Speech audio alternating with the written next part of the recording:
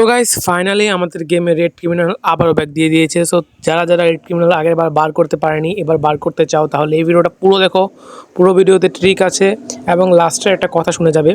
লাস্টের দিকে আমি বলে দেবো, আমি যে কোনো দুইজনকে লাকি উইনারকে আমি ডায়মন্ড টপ আপ করে দিব, একটা করে মান্থলি মেরে দিব, যাতে তারা এই রেড ক্রিমিনালকে বের করতে পারে।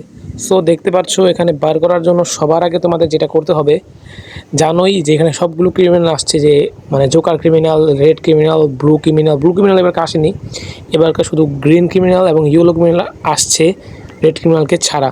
তো দেখতে পাচ্ছ এখানে সব ফালতু জিনিসপত্র আছে, মানে গ্লোয়ালটা খুব সুন্দর এবং রেড ক্রিমিনাল আসছে। তো এবারকে বলবো তোমরা এটাকে কিভাবে কম ডায়মন্ডে বের করতে পারবে। আমার ডায়মন্ডের দিকে তাকিয়ে লাভ নেই, কারণ আমার দুইটা আইডি। আমার প্রথম আইডির ভেতরে আমার সবগুলো ক্রিমিনাল নেওয়া আছে, শুধু জোকার ক্রিমিনাল নেওয়া নেই, যেটা আমি কয়েকদিন পর নিয়ে নেবো। এবং যদি তোমরা এই যে সেই ভিডিওটা দেখতে চাও তাহলে কমেন্টস করো। এবং তোমাদের মেন কাজ হলো, যারা গিভও নিতে চাও,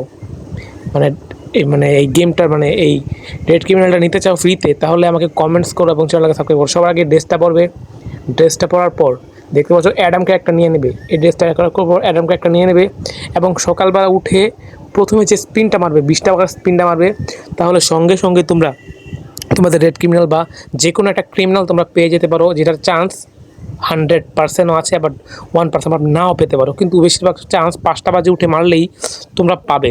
সো আজকের ভিডিওটা এই পর্যন্ত। চ্যানেলটাকে সাবস্ক্রাইব করো, আর যারা গিভও নিতে চাও চ্যানেলটাকে সাবস্ক্রাইব